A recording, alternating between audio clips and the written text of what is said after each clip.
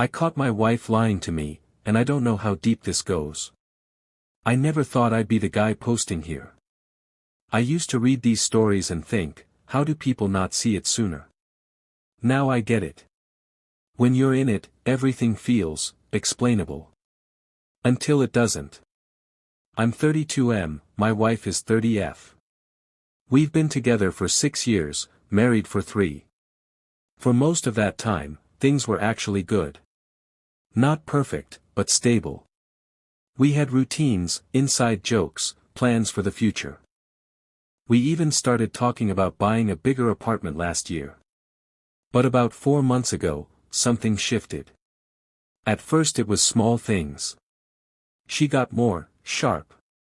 Like every conversation had an edge to it. I'd ask a normal question like, "Hey, what time will you be home?" and she'd snap back with, "Why are you checking on me?" It caught me off guard because I wasn't accusing her of anything. It just felt like she was always on defense. Then the lying started. Or at least, what I think were lies. She'd tell me she was working late, but then come home smelling like perfume that wasn't hers. Not in a "she cheated" obvious way, just different. When I asked about it, she laughed it off and said someone at work hugged her goodbye. That didn't sit right, but I let it go. Another time, she said she was going out with a coworker, a woman I've heard about before. Later that night, I texted her something random and got no response for hours. When she finally replied, it was just, "Busy, talk later." When she got home, I asked how her friend was, and she hesitated, just for a second, but enough for me to notice. Then she over-explained everything, like she was trying too hard to sound normal. That's when my gut started screaming at me. But I kept telling myself I was overthinking. That maybe she was stressed. Work has been intense for her lately. People change, right? Still, something felt off in a way I couldn't ignore anymore. And then last week, something happened that I can't explain away. I wish I could go back to not knowing. So last week, yeah. That's when everything started to crack. It was Tuesday. Nothing special. I got home earlier than usual because a meeting got cancelled. I didn't tell her, I figured I'd just surprise her, maybe we'd order food or something. Normal husband thoughts, right? When I walked in, the apartment was quiet. Too quiet. Her shoes were by the door, so I knew she was home. But I didn't hear the TV, no music, nothing. Just silence. I remember actually calling out, "Hey," and not getting an answer right away. Then I heard her voice. From the bedroom. Low. Urgent. At first I thought she was on a work call, but something about the tone felt wrong. Softer. Not how she talks to coworkers. I couldn't hear the exact words, just the rhythm of it. Like she was trying not to be overheard. And then I caught one sentence. "I miss you too." I just froze. My brain immediately tried to rationalize it. Maybe she was talking to a friend. Maybe someone at work was going through something. People say, "I miss you," in different ways, right? But then she laughed. Not her normal laugh. It was lighter. Almost nervous, but also intimate. I hadn't heard that version of her in a while. Not with me, at least. I stepped back into the hallway without thinking. Like some instinct told me not to walk in yet. A minute later, the bedroom door opened and she came out, startled to see me. And here's the thing, this is where it got weird. Instead of just saying, "Oh hey, you're home early," she immediately went on the offensive. "Why are you just standing there? You scared me." No smile. No hi. Just irritation. I said, "Meeting got cancelled." "Who were you talking to?" She didn't even pause. "Work." Too fast. Way too fast. I told her I heard her say, "I miss you," and she rolled her eyes like I was being ridiculous. It's called being friendly. Not everything is a conspiracy. That word, conspiracy, stuck with me. Because I hadn't accused her of anything. I just asked a question. Then she grabbed her phone, walked past me, and went into the kitchen like the conversation was over. I stood there feeling like I'd done something wrong. But here's the part that really got to me. Her phone never left her hand after that. Not when she was cooking. Not when we sat down to eat. Not even when she went to the bathroom. And every time it buzzed, she angled the screen away from me. I didn't say anything else that night. I just watched. And for the first time, I started thinking. What if I don't actually know who I'm married to? I didn't sleep that night. Not really. She fell asleep like nothing happened, phone still in her hand, by the way. I remember lying there, staring at the ceiling, replaying that one sentence over and over, I miss you too. The "too" is what messed with me the most. Around 2 a.m., I did something I never thought I'd do. I picked up her phone. Even writing that makes me feel sick. I've always been the privacy matters guy. We never had rules about checking each other's devices because we trusted each other. Or at least, I did. Her phone was locked, but I knew the passcode. We've used the same ones for years. For a second, I hesitated. I actually put it back down. Told myself, if you do this, there's no going back. Then it buzzed again. Screen lit up. And I saw a name I didn't recognize. No contact photo. Just a first name, D. And the preview message. Can't stop thinking about earlier. My stomach dropped so fast I thought I was going to throw up. I unlocked the phone. Their chat was right there at the top. And yeah. I opened it. I wish I could say it was ambiguous. That there was room for interpretation. There wasn't. It wasn't just flirting. It wasn't, maybe this is inappropriate but harmless. It was full-on emotional, and honestly, physical too, based on what they were implying. Messages about meeting up. About last time. About things she supposedly never had time or energy for with me. And here's the part that really broke something in me. She lied about everything. Every late meeting, every girls' night, every time she said she was too tired, it was all in there. Dates, times, even little jokes that matched nights I remember sitting alone, waiting for her. This wasn't new. It had been going on for at least 2 months. Probably longer. I kept scrolling, even though it felt like I was cutting myself open. Photos too. Nothing explicit, but enough. Selfies she never sent me. Smiles I hadn't seen in a while. At some point, my hand started shaking so badly I had to put the phone down. And then, because apparently the universe wasn't done with me yet, she moved in her sleep. Mumbled something. And reached for me. Like everything was normal. I just sat there in the dark, feeling like I was in someone else's life. I didn't wake her up. I didn't confront her. Not yet. Instead, I did something colder. I took screenshots. Every message I could before I lost my nerve. Then I put the phone back exactly where it was and lay down next to her, pretending to sleep. But inside, something had already snapped. I didn't sleep well that night either. The next morning, she woke up, stretched, and smiled at me like nothing had happened. Like she didn't have an entire second life sitting in her pocket. Morning, she said, casually. Like we were fine. I just looked at her and said it back. I don't even know how I kept my voice steady. Watching her go through her normal routine after what I saw, it messed with my head more than the messages themselves. She made coffee, scrolled on her phone, complained about work. At one point she even laughed at something and showed me a meme. The same phone. The same hands that were texting him. I kept thinking, how can someone switch like that? Before leaving, she kissed me goodbye. Actually kissed me. And said, "Don't wait up, I might be late tonight."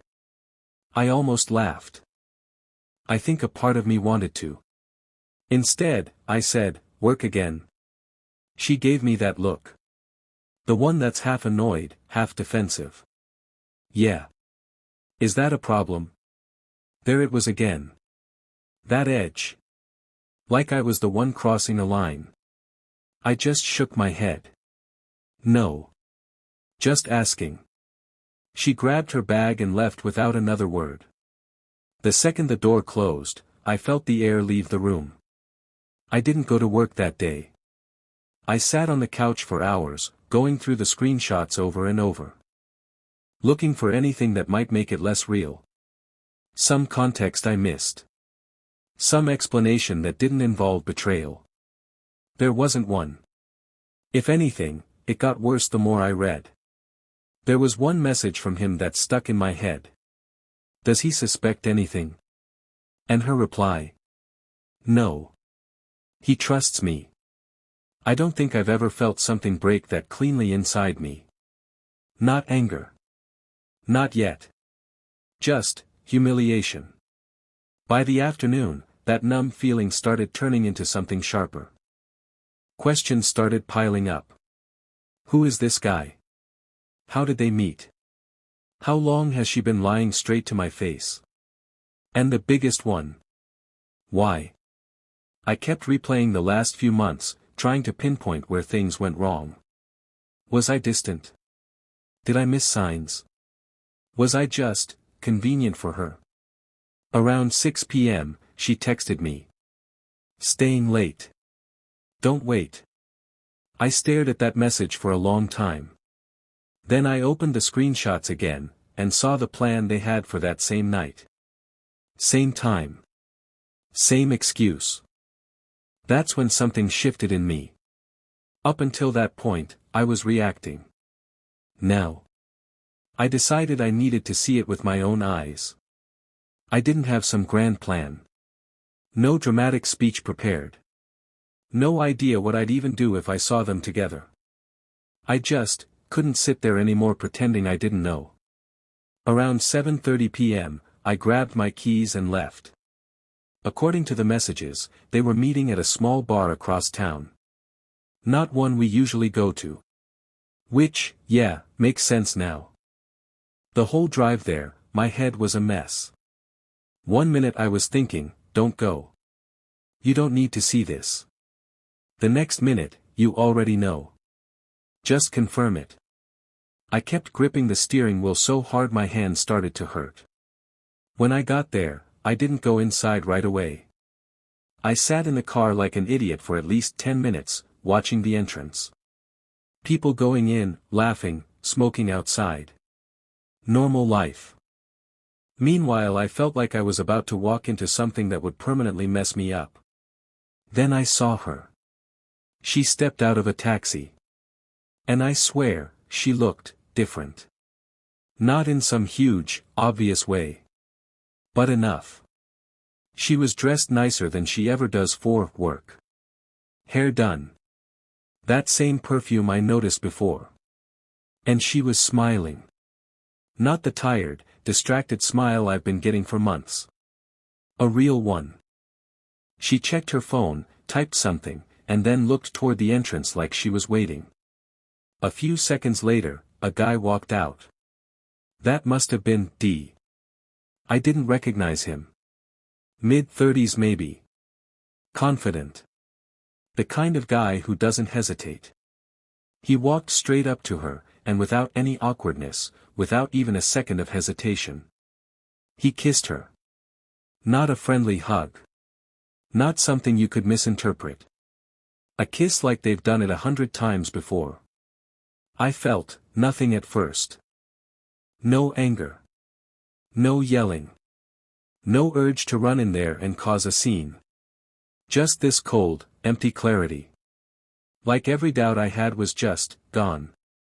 They pulled back, she laughed, hit his arm playfully, and said something I couldn't hear. Then they went inside together. And I stayed in the car. Because suddenly, I realized something important. I didn't need to confront her there. She didn't deserve a public scene. She didn't deserve me losing control. If anything, she deserved to walk back into our apartment thinking everything was still fine. Thinking she was still in control of the story. So I left. Drove home in complete silence.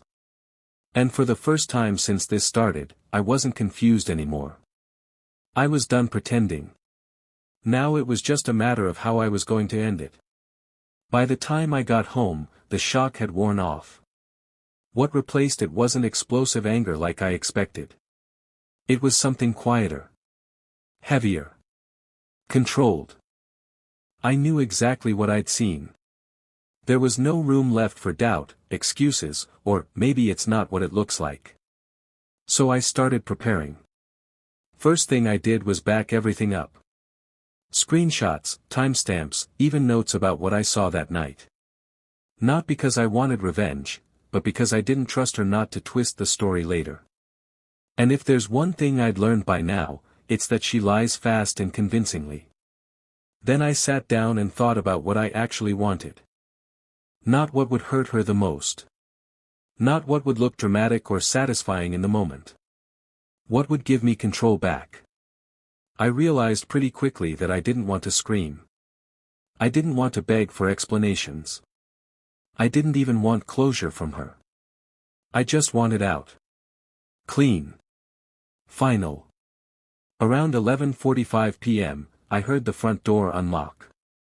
I stayed on the couch, lights off, just sitting there. She walked in, kicked off her shoes, and immediately froze when she saw me. "Oh. You're still up." There was a split second, just a tiny one, where I saw it. Panic. But it disappeared almost instantly, replaced by that same defensive attitude I've been dealing with for months. "I told you not to wait up." I didn't respond right away. Just looked at her. Same face. Same person I thought I knew. But now every word coming out of her mouth felt calculated. "You want to fix this?" I asked. "Yeah," she said quickly, like she'd been waiting for that. "Of course I do." I nodded slowly. "Okay," I said. "Then start with the truth." She froze for half a second. "I am telling the truth." "No," I said calmly. "You're managing the situation."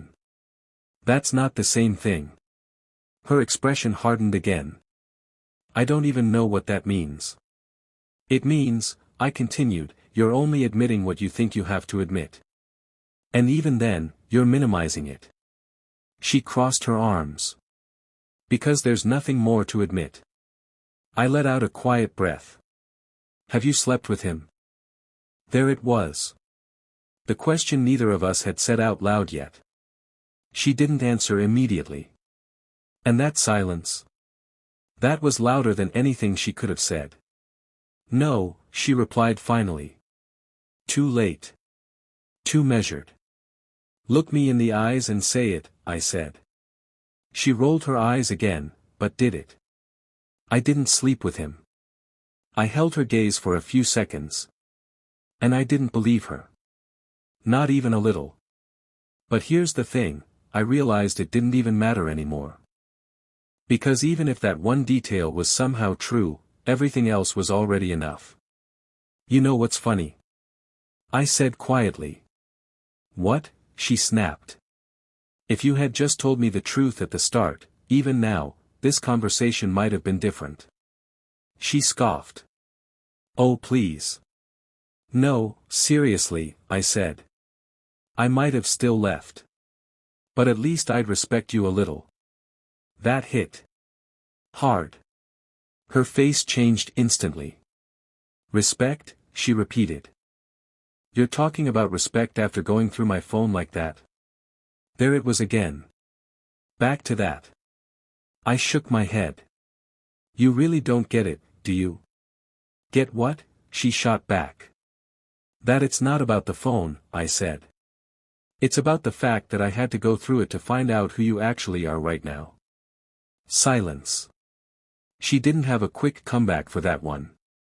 So I stood up. I'm not doing this anymore, I said. She watched me, something shifting behind her eyes again. You're seriously leaving, she said. Not a question this time. Yeah. For this. I grabbed my jacket. For everything, I replied. And that's when she switched tactics. Her tone changed again. But this time, not soft. Not defensive. Angry. Fine, she snapped. Go. I paused. Go be alone. See how that works out for you. I turned back slowly. And right before I opened it, she said one last thing. You'll regret this. I didn't turn around. Because for the first time in months, I knew I wouldn't. I stepped out into the hallway and paused for a second, taking a deep breath. The air felt different. Sharp. Real. Free, in a way I hadn't felt in months. I didn't look back. I didn't argue. I didn't give her the satisfaction of one last confrontation. The drive to my apartment was quiet. I didn't play music. I didn't check my phone. I just thought. Thought about the past few months, about all the little signs I'd ignored, all the small things that now screamed at me. When I got home, I sat on the couch for hours. Just me and my thoughts. And you know what hit me the hardest? It wasn't the betrayal itself.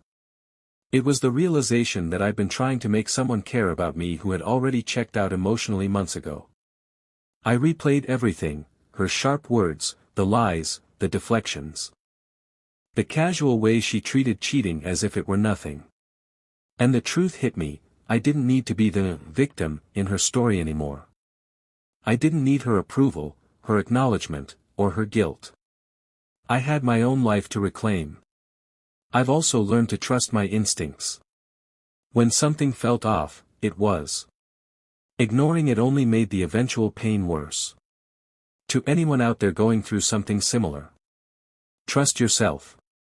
Your gut notices things your mind sometimes tries to rationalize away. Don't let someone else's lies make you question your own worth. You can grieve and still walk away. Healing doesn't mean forgetting, it means prioritizing yourself. Finally, boundaries are everything. Protect your peace before someone else decides to take it away. I don't know what the future holds romantically, but I know I won't settle for someone who dismisses my feelings, manipulates the truth, or erodes my trust. This experience broke a lot, but it also taught me what matters: honesty, respect, and staying true to yourself. And honestly, that's worth more than any marriage built on lies.